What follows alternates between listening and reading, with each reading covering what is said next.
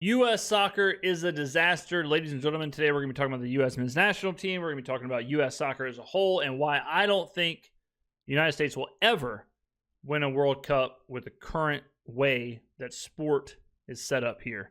So let's go ahead and watch this video and react along the way. Pochettino, by far the biggest name, by far the man with the most experience, and by far the one with the most reputation, takes the role as the head coach of the US men's national team. And my feed was full of what the is a kilometer and eagle making sounds over American flag videos. I don't know why, but I always find American culture around football, and I will call it football because that's just what we call it, but soccer, I always find that on the surface level for the general population, the interest in football for the entire nation is just fake.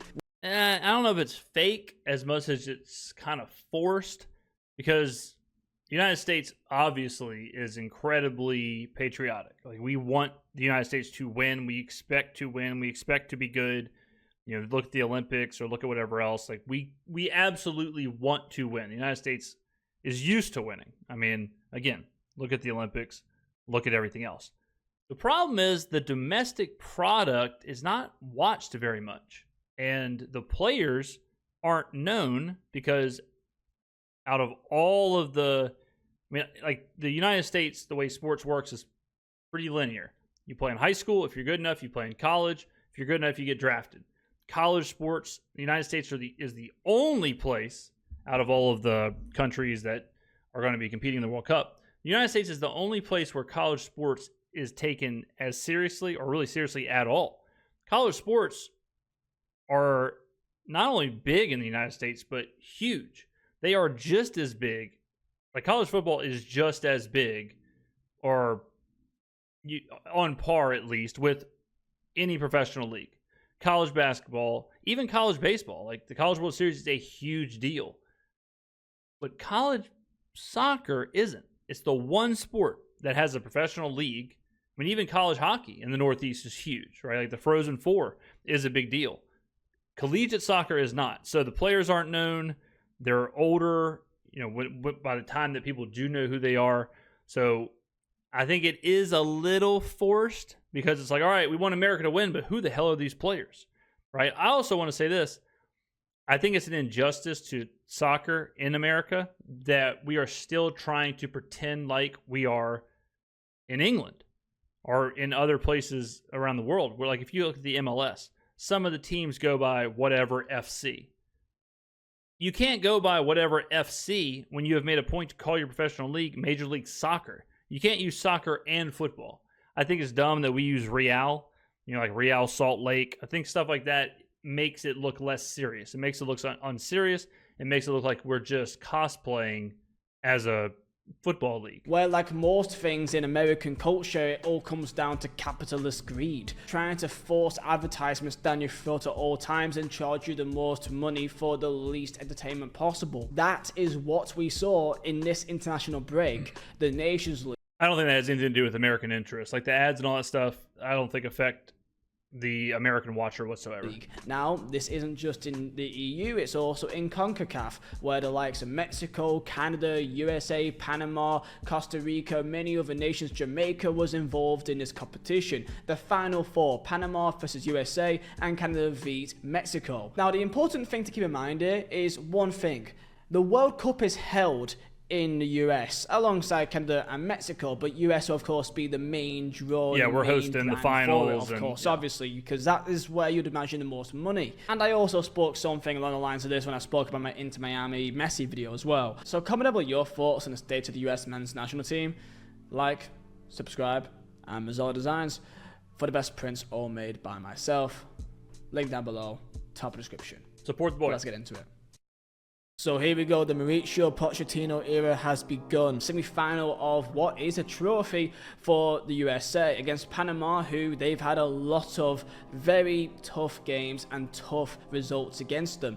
They're somewhat become somewhat of a rival of them because they just keep on getting the better of the USA. And they really shouldn't be considering their resources. It was Panama that beat them in the recent Copa America that sent them out of the tournament. It was Panama that knocked them out of the last Gold Cup. And when they had the opportunity to avenge with the first game under a brand new manager, who's a big name, who's brought high expectations, this was the turnout. A pathetic showcase and reality of the public interest into the sport in America. Now, this isn't me saying that America doesn't care about football at all, but definitely nowhere near in comparison to other sports. And alongside that, the money that they charge for these type of games, people just don't care enough to pay the money that they charge. We're speaking hundreds of dollars here at a time. Panama beat them in the 90th minute with a winner. You would have seen clips online of the man who scored the winner running over to Thierry Henry, celebrating with him, calling him his idol. That is a really incredible moment.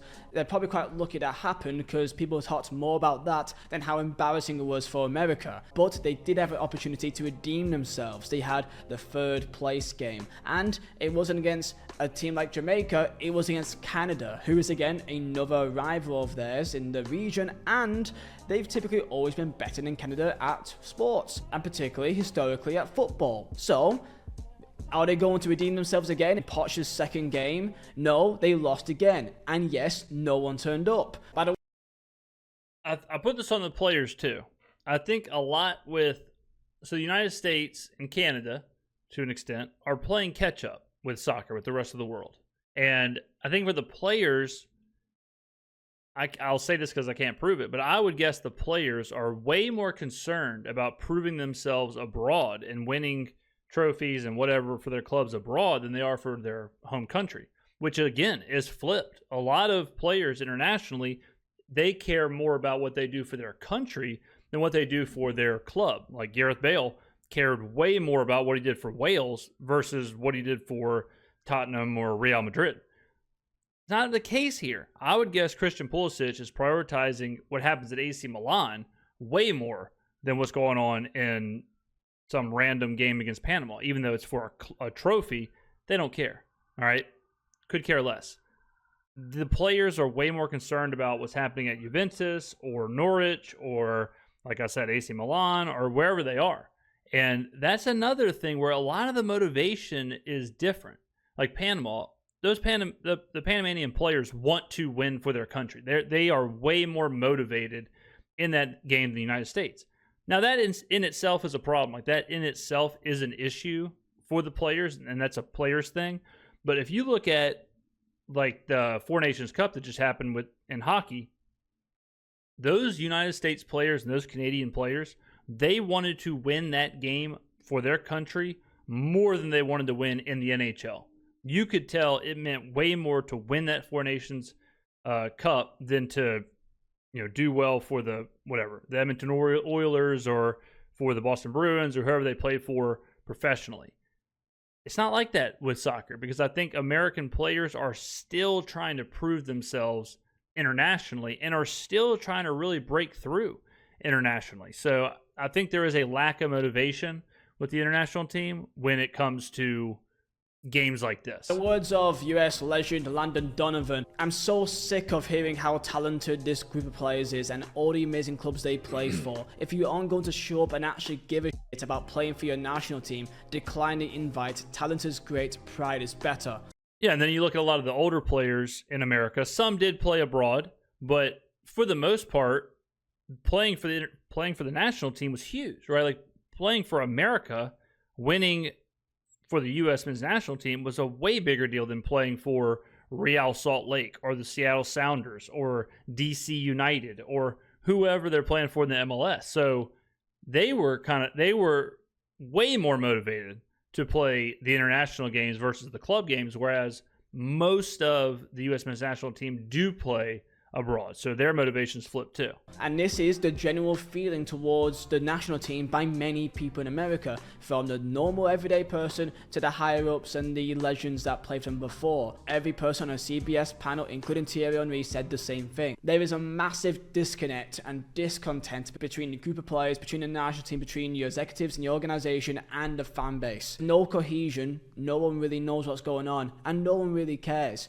But lo and behold, this is where the World Cup will be in a year's time. Now, is it as simple as the results. They're not really that good. Maybe Americans are, maybe they're a bit egotistical that they expect to be the best at everything. So when there's a sport that they're not that good at, they just don't care anymore. Well, I mean, I think that could be a factor. Of course, I do believe Americans are a bit more into they just don't care unless they win a bit more than maybe other nations, but that's just due to their culture. The US team for many years has fallen short of expectations. And I can't believe I'm saying this, but I can almost compare it to the Leeds effect in the Championship. Real quick, I don't know if there's so much more to it. Like, it's a very complex situation because a lot of fans, like I said, just don't watch the sport. There is not a college soccer. It's not a big deal, right? Like, college soccer isn't a thing. So you skip like this whole group. Like, all the other sports, most people grow up, they support a college, and then that they learn the sport and care about the sport, then they support the pros, and it's the same sport, so they're used to watching it.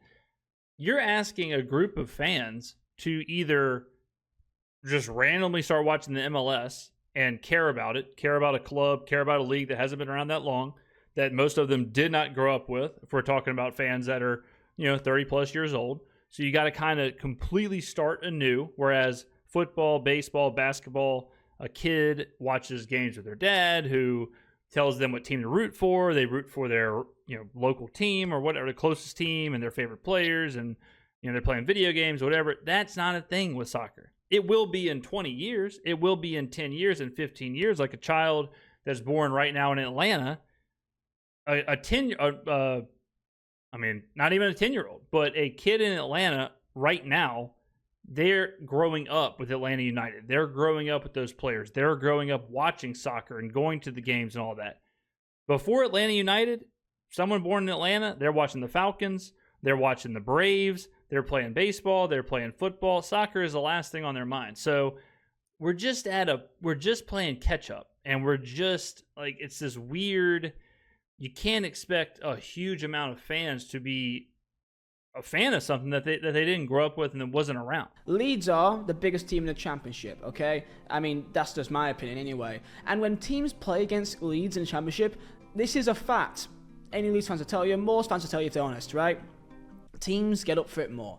Fan bases get up for it more. There's a bit more on the line when you play against the Leeds because it is a bigger club and you think they're gettable because they are still in the same league as you, but you know that it's a bigger game than if you played against, for example, Oxford, or you played Plymouth. You just know. So when you got a Canada, a Panama, a Jamaica, a Trinidad and Tobago, and even Mexico, when they play against USA, it means more to them to beat them. And the issue with the US men's national team, from what I can figure, because most players, for a good amount, plays in Europe and plays for some pretty good teams in Europe as well in the top leagues, it feels like they've got nothing to prove to anyone. Yeah, exactly. And it feels like they've already feel like they've made it in a way. So they don't. I just get the feeling that they don't try as hard. It doesn't matter as much. And they don't seem to match the same fight as their opponents, the same work ethic, the same drive, and they definitely not got the same team spirit. And 100%. Like, that's exactly what I was saying. It's almost like a back burner or like a side quest or something. Like, their focus is on that international, whoever they're playing for, whatever other league they're playing for. That's their focus. They want to prove it on that scale. They've made it to AC Milan. They've made it to Bayern Munich. They've made it to wherever. They want to be good there. They want to win there. The international team or the national team it's secondary. And that is a recent shift because we are just now seeing a majority of U.S. men's national team players playing abroad. Before, a majority of them played in the MLS. A majority, maybe one or two, played abroad, but it was definitely not the entire team. And usually it was a goalie, right? But now it's different. So, like, even that is something that's so recent and so new. Like, we're still kind of seeing how that plays out. And the way we're seeing it currently is that it is completely messed up the motivation. The big problem with this is the media, of course. The main reason why there's this expectation is that we had for many years that this would be the golden generation of US football. And it definitely is. It's definitely the best group of players. But again, the problem is it's the best group of players, so they're all playing abroad. And that has inverted the motivation. Whereas before, we had less talented players, but they were playing domestically. They were proud to be on the U.S. men's national team. It was a huge deal. It was the biggest game they were ever going to play. The Gold Cup, like U.S. versus Mexico, was the biggest game that any of those guys were going to play. Now, you've got Christian Pulisic playing in highly competitive, real rivalries in Serie A. Real rivalries, like AC Milan versus Inter, AC versus Juventus. Like, that is a different feeling than Panama versus the United States, right? But when you're playing for the Houston Dynamo, you don't really have a rivalry. You don't really have that. So Mexico and the United States is your big game. That is your huge event. Where the reason is because many big players are playing at big clubs in Europe, because historically most US players in the past maybe played in Premier League or so, you know, the likes of Tim Howard, the likes of Landon Donovan, the likes of Clint Dempsey, but never really got to the top Champions League level. Right. Why was Poch brought in the first place? Well, because he does have the experience and has the Poch is brought in because his role is to teach these guys and really the entire United States Federation, Soccer Federation, of how to take that next step. Like, what does it look like being trained by someone who has trained the best of the best, someone who has been in the Champions League, someone who has fought for Premier League titles? Like, what does that look like? That's very different than learning under Bob Bradley or learning under an MLS coach or whoever, right? Like, that is a very different scope. So Poch's the whole reason he's here is to take the entirety of the U.S. men's national team and get it to that next level. Like, this is how you do it at the highest level. This is how we do it. These are the things you should be doing. This is the training that we would require. That's his job. Reputation that he can bring a team together, and because he was well known, especially at Spurs, from forming a young group of players and forming them to have that cohesion, to inspire them to be more of a team. The main issue is it's international football, and you're only really with these players for only a couple of weeks in a couple of months. It's really hard to really form that bond. This next World Cup for the history of football in America is so vital. They have to do well. The money that's put into this, hopefully if they do well, can inspire people and build an infrastructure where they can bring a new generation of American players in a couple of years' time. When there was a 2002 Korea-Japan World Cup, how well Korea did in that tournament, no one thought they'll do that well, and then they made it to a semi-final. That feeling of pride in your nation and wanting to do something special, that means a lot, and it goes a long way. Can they do the same thing? But here we are in a situation. Pochettino, 2 losses on home soil, and barely anyone was even there to know or care. Another thing that you got to wrinkle in with the U.S. men's national team is, so we had a huge soccer boom when the women's team was winning World Cup after World Cup, highly marketable team, really popular players. And then the men's team got out of the group of death. This is, 2016 or something like that? It was whenever we faced Belgium, and we ended up losing to Belgium, and Tim Howard made like 20 saves or whatever it was. That was a pivotal moment because people really started to care about soccer. And then the next World Cup, we missed it.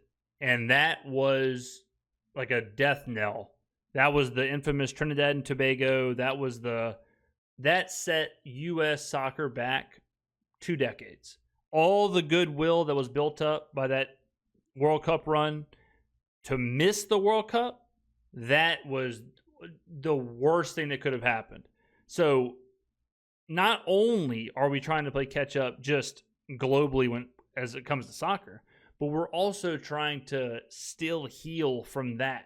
And that was a much bigger deal. Missing that World Cup was a bigger deal than people want to give it credit for. About it. The one thing I will say, though, is that when I look at the American team just on paper, or at least the team that was put out against Panama or against Canada, I don't really think the team's really that good on paper. They are missing some players. You're missing likes of Anthony Robertson, that was not there. But Pulisic is, of course, the one that everyone talks about. But, Musa, Dest, Robinson, McKennie, they're not bad players, but realistically, I just don't think as a team they're that great anyway. Which therefore lies this mismatch of expectation to what is actual reality. And for that reason is why people in America typically, for the most part, just don't really care. And if you keep trying to charge them over the top to see it, then this is what you're going to get. And one key thing here is that there's a severe lack of competitive games that America will go through. Well, when you're talking about the roster too, like the disconnect is this is the best team on paper we've ever had. Because for a casual fan, it's like, damn, all these guys are playing for these big clubs. Like we've never had a team that's played for all these big clubs, so they must be pretty good. But in reality, like their role on those clubs, or just how big are those clubs, or how good are those clubs compared to other clubs, like there's a difference when you're playing for Norwich City. For us, it's like, damn, he's the leading striker in the championship. Like this guy's like Josh Sargent. Like he's flying. He's scoring goals for fun in the second tier of English football. That's a big difference than playing for Barcelona or Real Madrid or even PSG or Liverpool or a team like that who's competing at the highest level. Like currently, the best teams and leagues and all that the U.S. player has reached, we still haven't got to that level yet. So when it comes to actually competing at a World Cup, yeah, we're just not going to. We're not going to be able to compete. And I should have mentioned this way earlier, and the biggest reason I don't think that the U.S. will ever win a World Cup in the current archetype of how sport works here is because our best athletes are not playing soccer. Bottom line, you look at Spain, Italy, France, Argentina, Uruguay, anywhere else, Brazil, Germany, their best athletes are playing soccer. There is not another option. There is not something else happening. Not only do the U.S. players have other options, they have like 3 or 4 other options before they get to soccer. NBA, NFL, MLB. You could even argue like mixed martial arts. You could argue baseball. You could argue all kind of different things before you get to soccer if you're an aspiring athlete. Think about the U.S. soccer team. Think about the U.S. men's national team. Now imagine if LeBron James is playing center back. LeBron James would probably be the best center back in the world if he, at 5 years old, 6 years old, would have been taken and put into a academy like it would have happened in Spain, or it would have happened in Italy, or it would have happened in France, or it would have happened in England, and all of a sudden he's playing for the Arsenal Academy or the Real Madrid Academy, and LeBron James is a center back. That would break soccer. That would have been something never seen before. And you can just go down the list. Saquon Barkley, Russell Westbrook, Justin Jefferson. Like, you look at these super athletes, these insane athletes, and you just say, okay, you never played football, you never played basketball, you never played baseball, you only played soccer. That's all you ever did.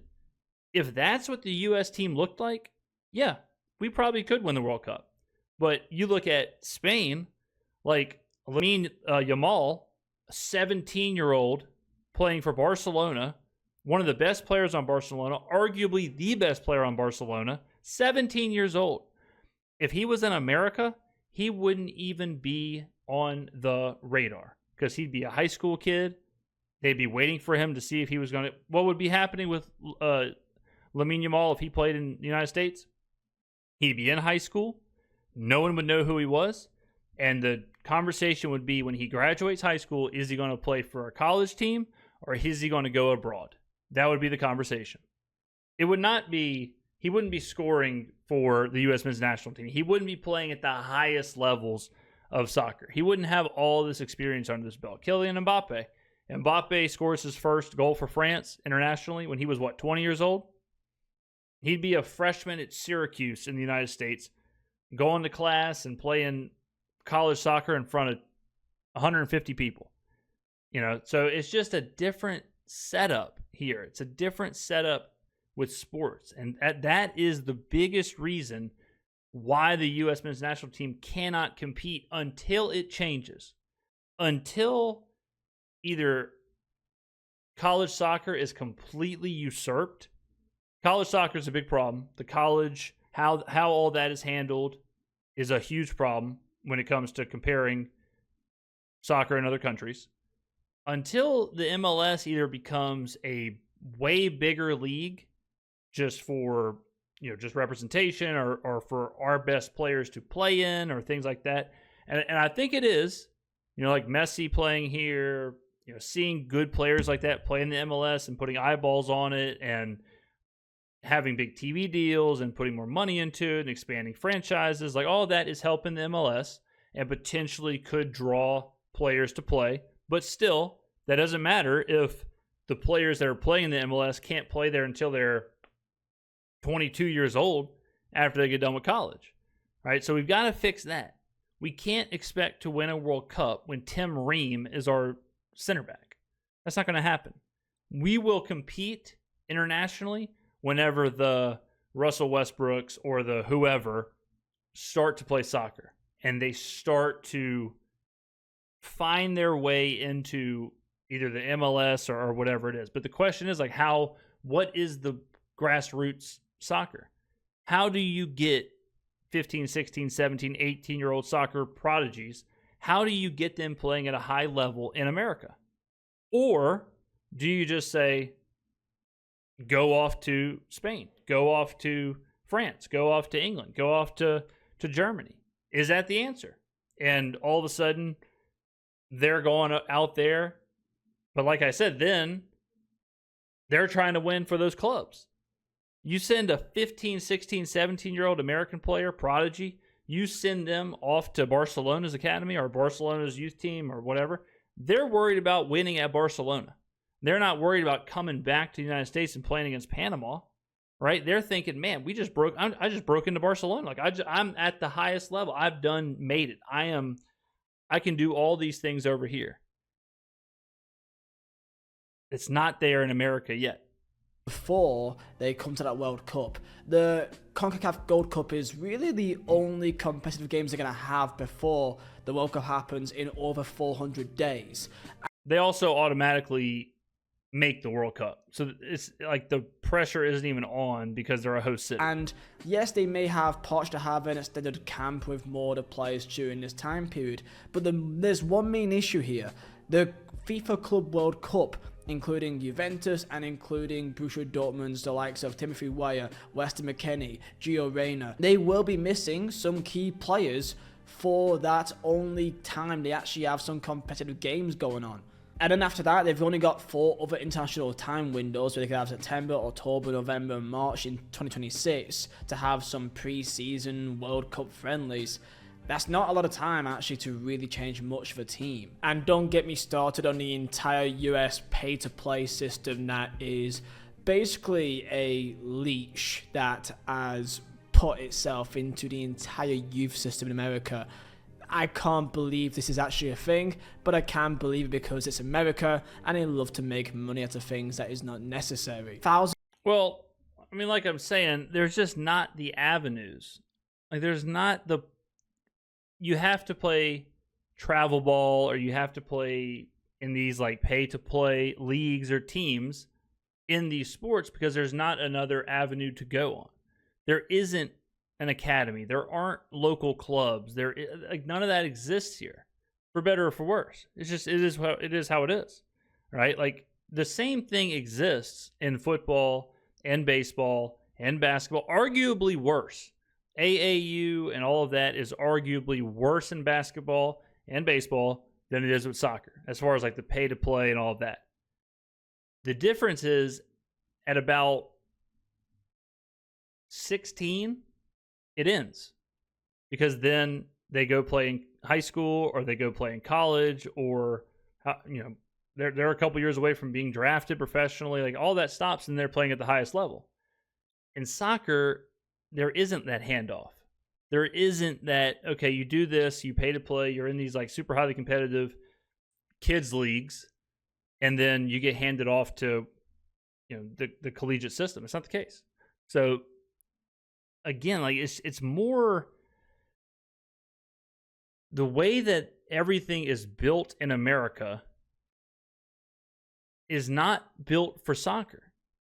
It's not like, it's just so far behind all the other countries of how they treat soccer, which makes sense. Soccer is all the other countries have. Like, I know they all have leagues, but they're not as serious and as big and as whatever as the professional sports leagues in America. So that like architect, that how it works, I think the biggest hindrance to American soccer is college athletics. That's the biggest hindrance. And that ain't going anywhere. So until they either find a bridge or find something to replace it or create even like people always point to relegation and promotion with the MLS, but there's not leagues to promote and relegate. Relegation works in other countries because there's hundreds and hundreds of teams. In America, if you have a minor league soccer team, imagine the quality of players playing there. No one's playing there because they're going to go play in college or they're going to go play abroad.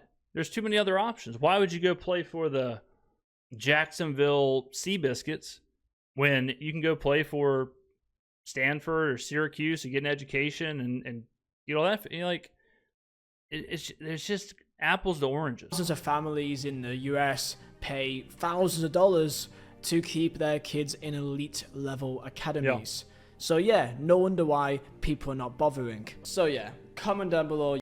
But see that like, and I know Visit is not American, the channel who's making this video, but like the pay to play thing, they think that's insane.